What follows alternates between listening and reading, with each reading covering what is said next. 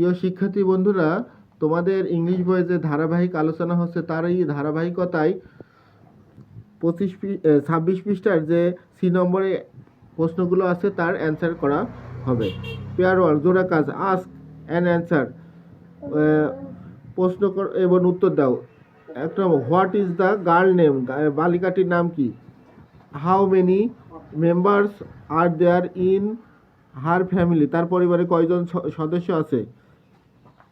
What does her mother do, তার মা কি করে?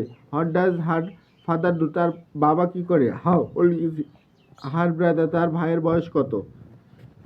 এখানে যে প্রশ্নগুলোর অ্যান্সার করা হবে সেটা হচ্ছে the girl name is Sabiha, বালিকাটির নাম সাবিহা।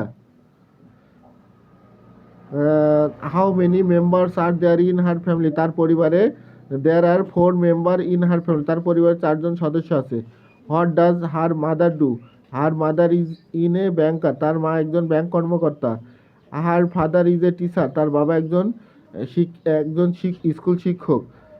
হার brother is only 1 years old, তার ভাইয়ের বয়স মাত্র 1 বছর। ধন্যবাদ।